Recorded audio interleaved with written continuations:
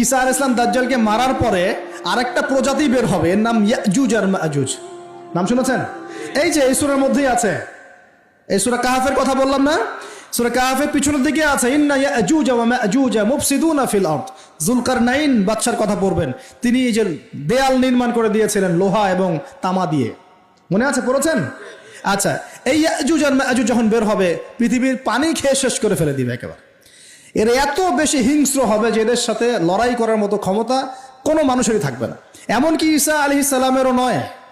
ঈসা আলাইহিস সালাম তুর পাহাড়ে চলে যাবেন মুসলিমদেরকে নিয়ে, তুর পাহাড়ের ভিতরে মুসলিমরা সেখানে লুকিয়ে থাকবে, পৃথিবীর মেসাকার অবস্থা হয়ে যাবে, পৃথিবীর পানি খেয়ে শেষ করে ফেলে দিবে, একদম হিংস্র প্রজাতি।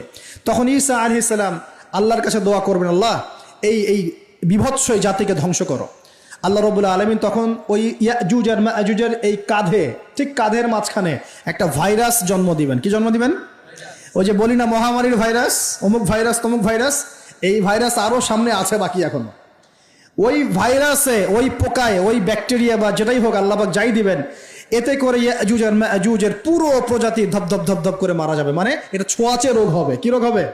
ছোঁয়াচে। ঠিক যেমন আমরা একটু করোনা দেখলাম না, একজন থেকে আরেকজন, একজন থেকে আরেকজন, এরকম জিনিস চলবে আরো বিশ্বে।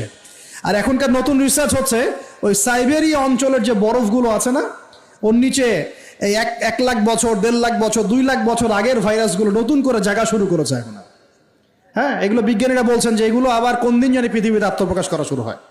সব কিছুই ঘটবে। বিশ্বটার খুব রহস্য আছে, বিশ্বটার অনেক রহস্য আছে। আল্লাহ পাক এগুলো খেলার ছলে সৃষ্টি করেন নাই, পরীক্ষা। লিয়াবলুয়াকুম আইয়ুকুম আহসানু আমালা, আল্লাহ পাক বলেছেন। এরপরে ইয়াজুজ আর মাজুজের সব প্রজাতি মারা যাবে। নবীজি বলছেন জমিনে কোনো জায়গায় ফাঁকা থাকবে না, সমস্ত জায়গাতেই ওদের দেহ পড়ে থাকবে। আল্লাহু আকবার। এরপরে ঈসা আলাইহিস সালাম আল্লাহকে বলবেন, আল্লাহ জমিনটাকে পবিত্র করে দাও। আল্লাহ পাক কি করবেন জানেন? বড় বড় নখরওয়ালা, বড় বড় নখ আছে, নখ দেখেছেন? বড় বড় নখ, বড় বড় নখওয়ালা একটা স্পেশাল প্রজাতির পাখি আল্লাহ পাঠাবেন। কি পাঠাবেন? পাখি। এটা কোন পাখি, কি নাম আমরা জানি না। ঠিক এরকম করে এই এক শ্রেণীর পাখি আল্লাহ পাঠাবেন যাদের নখগুলো খুব বড় বড় হবে, বিশাল বিশাল নখ। এই নখগুলো দিয়ে তারা দেহগুলোকে উঠাবে, উঠিয়ে নিয়ে কোথায় যে ফেলে দেবে আল্লাহ ভালো জানেন। সুবহানাল্লাহ, আল্লাহু আকবার। আল্লাহ পাক বিশ্বে কত কি বাকি রেখেছেন এখন। এরপরে আল্লাহ পাক কি করবেন জানেন? আল্লাহ পাক বৃষ্টি বর্ষণ করবেন। এত বেশি বৃষ্টি হবে, এত বৃষ্টি হবে, জমিন ধুয়ে পরিষ্কার হয়ে যাবে।